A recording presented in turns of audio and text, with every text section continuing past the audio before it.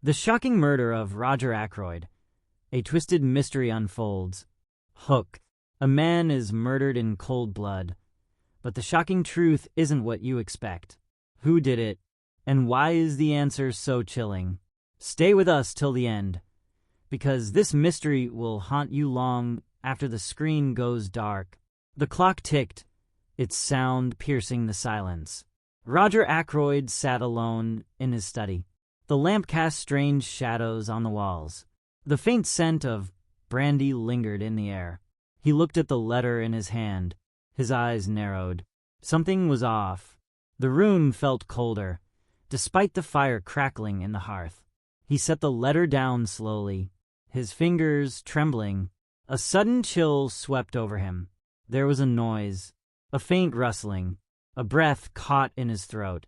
He turned toward the door. It was slightly ajar. His heart raced. The soft creak of a floorboard. He wasn't alone anymore. His pulse quickened. Someone was in the room. He stood instinctively. His mind raced. Footsteps approached. Heavy, deliberate. He froze. The door swung open with a groan. A figure stood in the doorway, tall and dark. The stranger's face was hidden in shadow, but his eyes sharp, knowing. "Who are you?" Roger's voice cracked. The man didn't answer. He stepped inside, slowly, calmly. The air seemed to grow thicker, the weight of it pressing down on Roger's chest. The man reached into his coat. Roger's breath caught. The glint of steel in the dim light. A knife. The air grew still. Too still. Roger's throat tightened. The figure took a step closer. The knife gleamed in his hand. Roger's legs weakened, but he didn't move. He could feel the man's presence now, suffocating. A whisper, barely audible. "You shouldn't have known," the man said. The words sent a shiver down Roger's spine. Before he could respond, the man lunged. Everything happened in a blur. A flash of steel, a sharp pain. Roger gasped, his body going cold. The room spun. The shadows danced as he collapsed. His vision blurred, the darkness closing in. The man was standing over him now, silent, watching. Roger's body trembled. The world around him went quiet. And then, nothing, the silence stretched on. Roger's breath was shallow, weak. The blood pooled beneath him. Each drop seemed to echo in the stillness. His eyes struggled to stay open, but the darkness was pulling him in. The figure lingered unmoving, a shadow in the corner of his fading vision. The room grew colder still. Roger tried to speak, to call for help, but his voice failed him. His hand twitched, searching for the letter on the desk. It was too far now. His fingers scraped across the cold floor. A final attempt. The figure watched him closely. It was as if time had stopped. The air itself held its breath. Roger's eyes began to close, but a sudden sound, distant footsteps, snapped him back. His heart gave one final, desperate thump. His body stiffened, but it was too late. The man turned toward the sound. Roger's last thought flickered in his mind. Was it a friend coming to help? Or was it too late for that? The footsteps grew louder, closer. And then, the door opened once more. A new presence entered. A voice called out. Familiar, yet distant. "Roger? Roger, where are you?" But it wasn't a voice of comfort. It was tense, filled with dread. The figure by the desk straightened, still as stone. The new arrival froze. The air thickened once again. A moment of confusion, then a gasp, and the unmistakable sound of a door slamming shut. Leaving only the shadows to witness the horror, the footsteps stopped abruptly. A sudden, sharp intake of breath. The newcomer had seen it. The blood, the body, the knife. Roger Ackroyd lay motionless on the floor. A heavy silence followed, suffocating. Then, the voice again, trembling. "Who did this?" The question hung in the air unanswered. The figure by the desk remained still, unblinking. The newcomer stepped closer, eyes wide with disbelief. He crouched down, his fingers brushing Roger's lifeless form. A shiver ran down his spine. The room felt colder still, something about it unnatural. The figure at the desk shifted, a slow, deliberate movement. The stranger glanced up sharply, eyes locked for a moment. The tension was unbearable. "Who are you?" the newcomer demanded again, his voice strained. But the figure said nothing. There was something unsettling about his stillness. Something wrong. The newcomer glanced around the room, desperately searching for answers. His eyes fell on the letter on the desk. He moved toward it, hesitant at first, but his hand shook as he reached for it. As his fingers brushed the edge of the paper, the faintest sound broke the silence. A low, almost imperceptible click. The door behind him shut completely. He spun around, startled, but no one had entered. The room was empty, except for the blood, the body, and the figure by the desk. The walls seemed to close in on him. The air grew thick again. A chill ran through him. A whispering wind stirred the curtains. And then, the figure at the desk stood up slowly. He turned toward the newcomer. The shadows seemed to gather around him, and in the stillness, the figure's lips parted. "It's over," he said, his voice cold. The words lingered, hanging in the air like a curse. Then, nothing but the sound of a distant clock ticking. The clock ticked louder now, each second dragging. The newcomer's eyes flickered to Roger's body, then back to the figure. His hand still hovered over the letter on the desk. The tension in the room was unbearable. He wanted to scream, to run, but his body wouldn't obey. His throat was dry. The words stuck. The figure moved closer, slowly, deliberately. His presence loomed over the newcomer. Every step felt like a drumbeat in the silence. The newcomer could feel the weight of his gaze, cold, calculating. "Do you understand now?" the figure asked, his voice low. The question wasn't for the newcomer. It was for the air itself. The newcomer's pulse raced. I don't understand," he stammered. The figure's lips curled into a faint, almost imperceptible smile. "Of course you don't," he murmured. A cruel, knowing look flickered in his eyes. "How could you? You're just a witness." The words hit like a slap.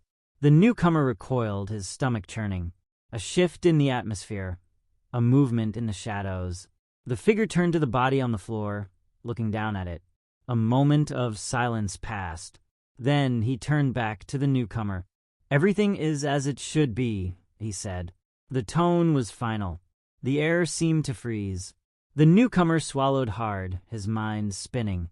The door creaked open again. This time, there was no hesitation. Footsteps echoed in the hallway, heavy, deliberate. A new figure appeared in the doorway. A woman, her face pale, eyes wide with shock. Her gaze immediately fell on Roger's body. Her hand flew to her mouth, stifling a gasp. "Who?" she began, but the words caught in her throat. The figure at the desk didn't answer. He only watched as the newcomer and the woman exchanged a glance, both of them paralyzed. The room was heavy with fear. Then, with a swift movement, the figure turned toward the woman.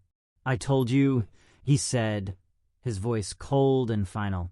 She took a step back. The tension was unbearable. The woman's breath caught in her throat. Her hand still clutched at her chest, her face paling. She stepped back again, unsure. "Who are you?" she asked, her voice barely a whisper. The figure did not respond immediately. He simply watched her with those piercing eyes, cold and unreadable. The room felt like it was closing in. The distant ticking of the clock was maddening. A beat passed. Then he spoke. "I am the answer." The woman blinked, confusion flickering in her gaze. "The answer," she echoed. He nodded slowly, deliberately. Her eyes flickered toward Roger's body on the floor, and then back to him. The tension in the air thickened. Her gaze flicked nervously to the newcomer, who stood frozen, still unsure. "Why?" she whispered. "Why would you do this?" The figure didn't flinch. You don't need to understand, he replied, his voice cold and detached. His eyes narrowed as if he had already dismissed her question. The woman stepped forward, trembling. No, she said, a flicker of resolve in her voice. I will understand. She moved toward the desk, her eyes scanning the letter. Her fingers grazed it, and for a moment, the world seemed to stop. The figure watched her closely, his gaze hardening. Don't touch that, he warned. The words were laced with something deeper, a warning. But she didn't stop. The letter trembled in her hand. The newcomer watched her, a feeling of dread gnawing at his insides. What are you doing? He asked, his voice strained. The woman ignored him. Her eyes scanned the letter. Her breath quickened. She gasped, her eyes widening as she read. The truth was there, plain as day. The truth that had been hidden all along. The figure took a slow step forward, but his expression didn't change. The woman dropped the letter in shock, her face drained of color. No, she whispered, as if the words didn't make sense. The room seemed to grow darker. The newcomer looked at the figure, his heart pounding in his chest. There was no escape from this. No way to undo what had already been done. The figure's lips twisted into a faint, almost pitying smile, and the air grew still. For a moment, everything hung in the balance. Then, with a soft breath, the woman turned away from the letter. She finally looked directly at him. I know, she whispered. But before she could say another word, a sudden noise interrupted, louder than before. A sharp creak from the hallway. And then the door burst open again, the door slammed open with force, rattling the frame. A new figure stood in the doorway. A tall man, his face flushed with urgency. His eyes scanned the room quickly, falling first on Roger's body, then on the woman, then the figure at the desk. His breath came in short, ragged bursts. What's happened here? He demanded. The tension in the room shot up instantly.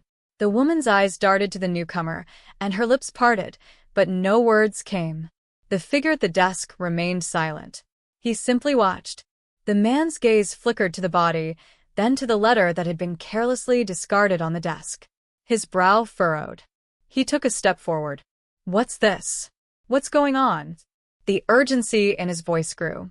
He reached for the letter, but the figure at the desk moved in an instant, blocking his path. The man stopped short, his eyes narrowing. You? The figure said nothing, but the silence spoke volumes. The newcomer's gaze darted between the woman and the figure at the desk, confusion and fear mounting. Something was terribly wrong here. The man stepped forward again, this time more cautiously, his voice lower, more controlled. What do you know? What's happening? Still, the figure didn't speak. He only watched, unmoving. The woman looked as though she might speak, but her voice faltered. The air in the room was heavy. The walls seemed to close in tighter. The tension was unbearable. A moment passed. Then, the woman whispered, "It's too late." The man froze, a chill running down his spine. He stared at her, confusion turning into dread. "What do you mean?" he asked, his voice trembling now. She glanced at Roger's body and back to the figure at the desk. The truth, her voice cracked. It was him. The man's eyes widened. He stepped back, his mind racing. "What are you saying?" he asked, disbelief creeping into his voice. But the figure at the desk finally moved, slowly. He took a step toward the newcomer, his face still hidden in shadow. The air grew colder, thicker. The figure spoke, his voice dark, final. "It's over now." And the room fell silent once again, as if the very walls themselves were holding their breath. The silence was suffocating. The man stood frozen, his chest tightening with every passing second. He glanced from the figure at the desk to Roger's lifeless body, then back to the woman, whose face was drained of color. "What do you mean?" he asked again, but his voice came out barely above a whisper. The figure at the desk remained still. "No is right in front of you," the figure said, his voice low and smooth, like a serpent's hiss. The man's hands clenched into fists at his sides, a mix of frustration and fear bubbling inside him. "I don't understand," he murmured, glancing at the woman, hoping for some kind of explanation. But she only shook her head, her eyes wide with terror. "It's too late," she repeated, her voice barely audible. The figure moved again, slow, deliberate steps toward the man, closing the distance between them. Every movement felt like an unspoken threat. The man's heart hammered in his chest as the figure spoke again, each word more chilling than the last. "You've already lost," he said simply. The room seemed to grow colder still. The air thickened with an unnatural pressure. The man felt as though he was being suffocated by the very space around him. His throat tightened, his hands trembling. "No," he whispered, but even to his own ears, it sounded like a plea. The figure at the desk paused, then reached for the letter. Roger's letter, still lying on the desk. He picked it up with an unsettling calmness and waved it in the air, letting it flutter like a leaf caught in a wind. The man's eyes snapped to it, his gaze fixed. "What is that?" he demanded, though his voice was hollow. The figure glanced down at the letter, then back at the man. "It's your answer. Your undoing." A chill ran down the man's spine as the figure's words sank in. The newcomer's knees felt weak, his head spinning. "No," he whispered again. But before he could say more, the figure dropped the letter onto the floor. The noise of paper hitting the ground echoed like thunder in the silence. The woman stepped back, her face twisted in horror. The figure's eyes bored into the man. "The truth is inescapable. Roger's death was never meant to be a mystery." The man's mind raced. Suddenly it clicked. His eyes widened. He took a step back, a cold sweat breaking out on his skin. "Wait, no, you," he stammered. But the figure didn't let him finish. He closed the gap between them with unnerving speed. "You wanted to know, but you were never supposed to," the figure said quietly, his voice almost a whisper now. The man stumbled back, his pulse pounding in his ears. Then, in one swift motion, the figure reached out and grabbed the man's arm. The coldness of his touch sent a shock through him. "Now it's your turn," the figure said, his voice low and final. The world around the man seemed to blur. And then everything went black. The darkness swallowed him whole. For a moment, there was nothing but an overwhelming stillness. His senses, dulled and disoriented, struggled to make sense of what had just happened. He tried to move, but his body felt heavy, unresponsive. His mind raced, memories flashing. Roger's body, the figure's cold words, the woman's terrified face. The weight of it all pressed down on him. And then, the silence broke. A faint sound, distant and muffled at first, grew louder. Footsteps. Someone was coming. His heart skipped a beat, a flicker of hope. Was it someone to help him? To stop what had already happened? The footsteps grew closer, quickening with urgency. He forced his eyes open, though his vision remained blurry and unfocused. He tried to push himself up, but his body wouldn't cooperate. A figure appeared in his peripheral vision, blocking out the light from above. He couldn't make out the face at first, just a silhouette. The figure leaned closer, their presence looming over him. A voice, a familiar voice, spoke, low and strained. "You're still alive." The man's pulse quickened. "Who?" he gasped, struggling to find his voice, to make sense of the situation. The figure leaned closer still, their breath warm on his face. "I couldn't let you die." "Not yet," the voice said. The words sent a chill down his spine.